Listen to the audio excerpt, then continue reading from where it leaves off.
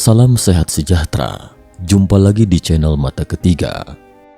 Mari bersama kita telusuri misteri dunia. Cerita tentang penampakan UFO dan pertemuan alien telah ada sejak zaman dahulu. Kasus-kasus ini menjadi sangat fenomenal, sehingga menyebabkan terbentuknya bidang penelitian pseudo-ilmiah yang dikenal sebagai ufologi. Meskipun ada banyak skeptis yang berpikir bahwa perkumpulan ini hanya dibuat oleh orang yang putus asa mencari perhatian, namun tidak dapat disangkal bahwa beberapa kasus ini didokumentasikan dengan baik dan terperinci. Salah satunya adalah kasus penculikan alien paling fenomenal yang dialami Betty Andreasson. Peristiwa ini diidentifikasi oleh Joseph Allen Hynek, ilmuwan dari Project Blue Books, sebagai kasus kontak luar bumi yang paling penting dalam sejarah manusia. Mendiang Profesor Dr. Joseph Allen Hynek adalah seorang ahli astrofisika dari Northwestern University, menjadi penasehat ilmiah utama dari Pusat Intelijen Teknik Udara Angkatan Udara Amerika Serikat dari tahun 1969. Ia dipandang sebagai ilmuwan yang paling terkemuka pada masanya. Selama penculikannya, Betty Andreasson dibawa ke hadapan cahaya dan cinta yang kuat yang disebut Yang Esa. Deskripsi makhluk ini sangat mirip dengan deskripsi tentang apa yang disebut makhluk cahaya yang ditemui dalam pengalaman mendekati kematian. Penculikan pertamanya terjadi pada masa kecilnya dan memuncak dengan pengalaman penculikan yang melibatkan seluruh keluarganya. Dipimpin oleh sejumlah tim penyelidik yang sangat dipercaya, pengalamannya adalah salah satu kasus yang paling diselidiki secara menyeluruh yang pernah dilaporkan dalam catatan hipnoterapi. Konten ini terutama berfokus pada pengalamannya ketika masih anak-anak dengan makhluk cahaya yang ia sebut Yang Satu, termasuk kutipan dari buku Raymond Fowler, The Andreasson Affair, investigasi yang terdokumentasi tentang penculikan wanita oleh UFO, terbitan tahun 1980-an. Raymond Evelyn Fowler adalah seorang penulis Amerika dan peneliti UFO. Mengenai keberadaan UFO, Dr. Edgar Mitchell almarhum, seorang astronot Apollo 14 yang merupakan orang ke-6 yang berjalan di bulan, memiliki pendapat berikut tentang subjek dari wawancaranya. Edgar Mitchell mengatakan bahwa kerahasiaan tentang UFO yang ditutupi pemerintah AS sudah bocor kemana-mana. Tapi hal itu ditangani dengan penyangkalan, menyangkal fakta dokumen yang telah bocor, dengan mencoba untuk menunjukkan pada mereka bahwa itu semacam penipuan. Telah ada upaya disinformasi dan misinformasi yang sangat besar ditentang hal ini. Dan orang bertanya-tanya, bagaimana cara menyembunyikan sesuatu yang telah terbuka dengan hanya mengatakan, itu bukanlah faktanya. Anda tertipu jika Anda berpikir itu benar. Jadi ini adalah upaya disinformasi yang menjadi perhatian di sini, bukan fakta bahwa mereka telah menyimpan rahasia. Mereka tidak menyimpannya, tapi telah menyebar ke publik selama 50 tahun atau lebih. Penculikan oleh alien terhadap Betty Andreasson luka. Pada malam hari tanggal 25 Januari 1967, Betty Andreasson berada di dapurnya di South Ashburnham, Massachusetts. 7 anaknya, ibu dan ayahnya berada di ruang tamu. Sekitar pukul 06.35 malam, lampu rumah tiba-tiba berkedip sebentar.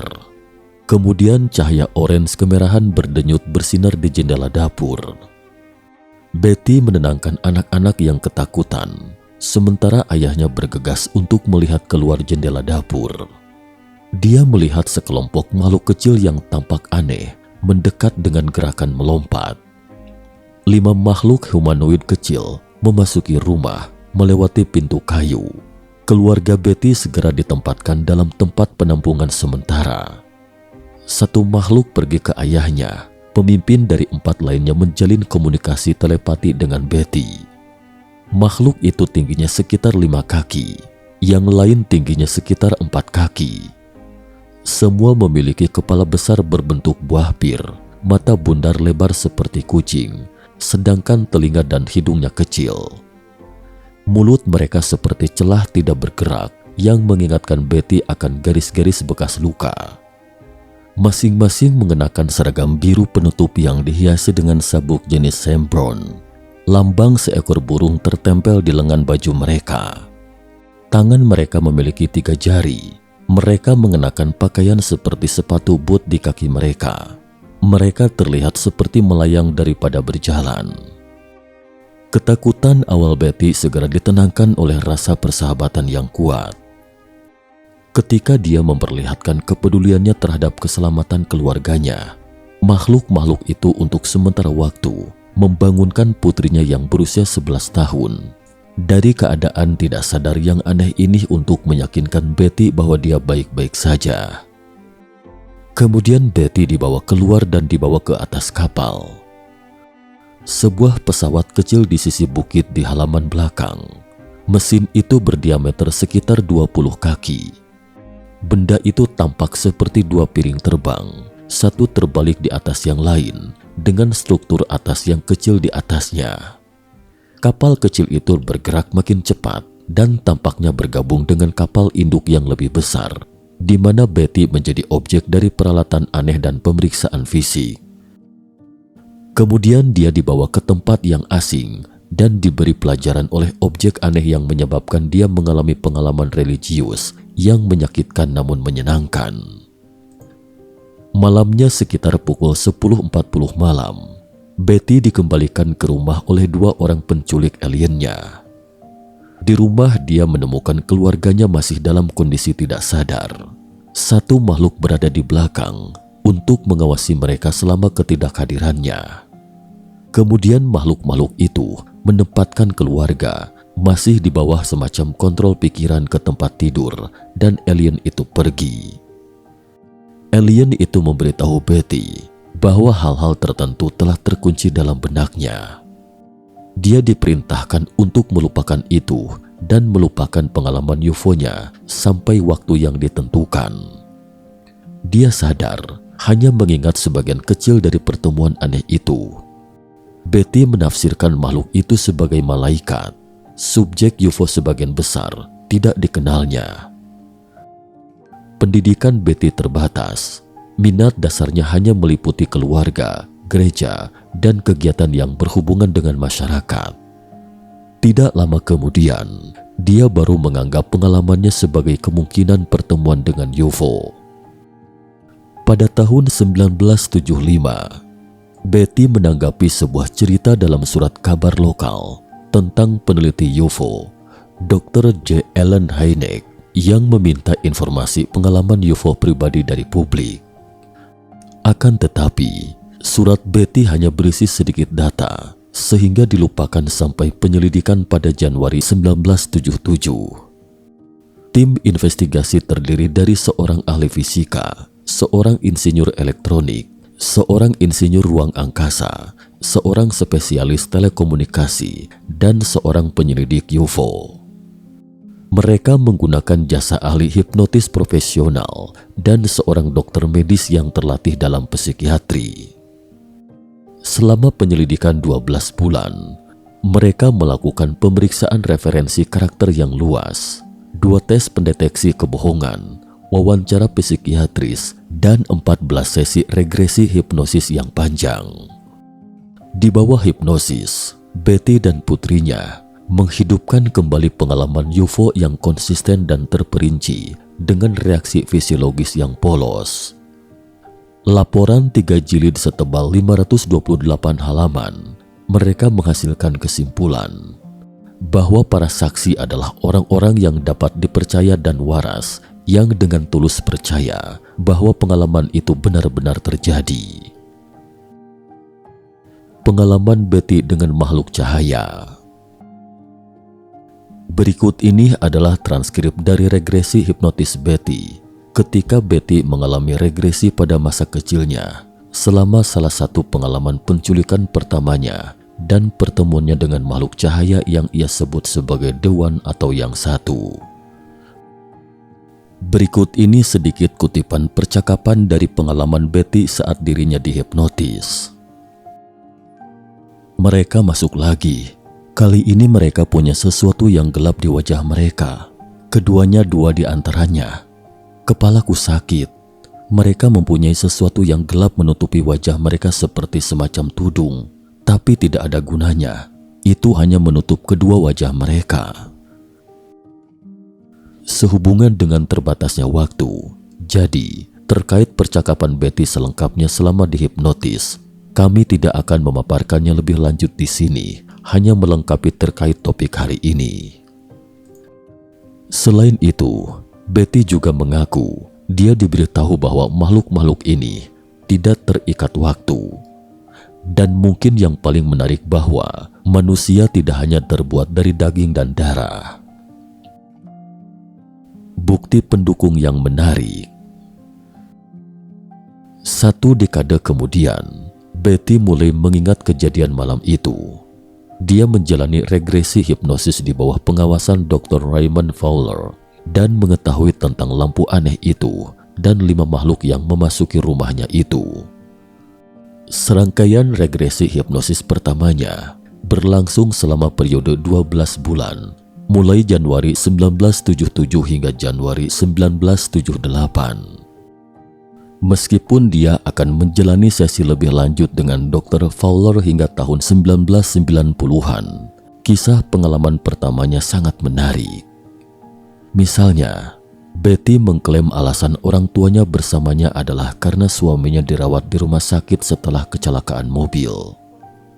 Catatan rumah sakit memang menunjukkan bahwa ini benar dan menunjukkan pengakuan suaminya dari pertengahan Januari hingga awal Maret 1967. Selanjutnya, dia ingat ada salju di tanah, tetapi udara terasa lebih hangat dari yang seharusnya dan ada kabut. Catatan cuaca menunjukkan bahwa ada kabut yang naik dari salju yang mencair karena peningkatan suhu. Malam itu juga terjadi pemadaman listrik di wilayah itu.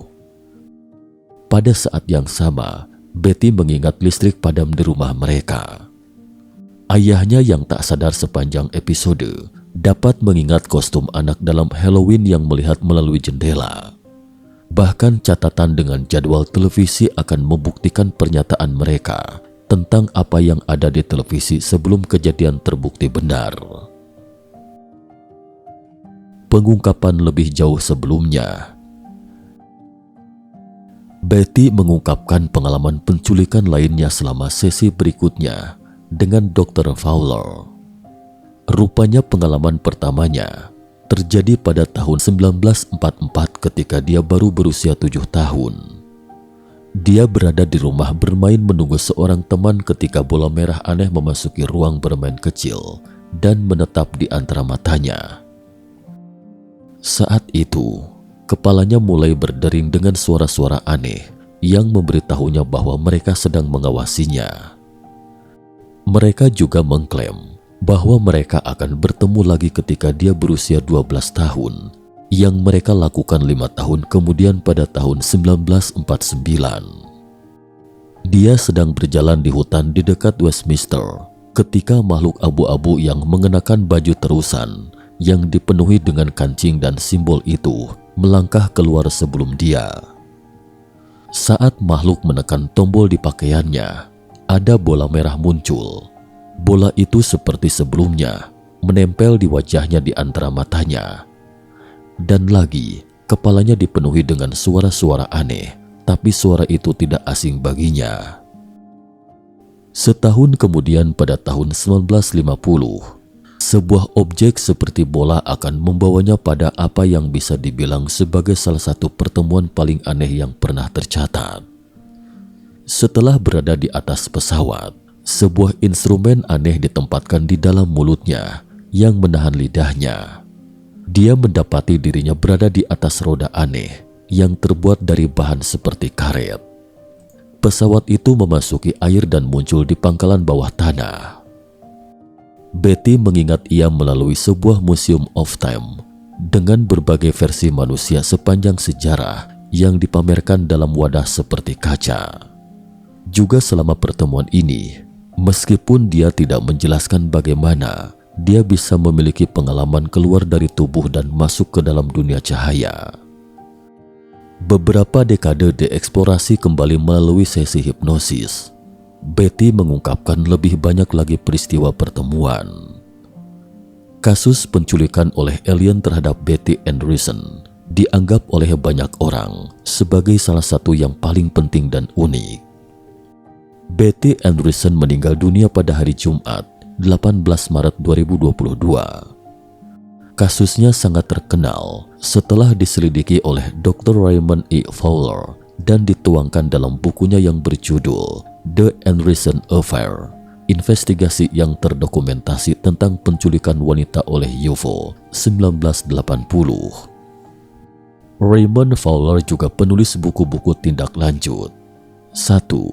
The Andreasson Affair, Phase 2, 1982. 2. The Watchers, desain rahasia di balik penculikan UFO, 1990. 3. The Watchers 2, menjelajahi UFO dan pengalaman Near Death, 1995. 4. Warisan Andreasson, UFO dan Paranormal, 1997. Pengalaman Betty Andreasson juga tersibak dalam sebuah artikel yang ditulis oleh Marcus Love di laman UFO Insight.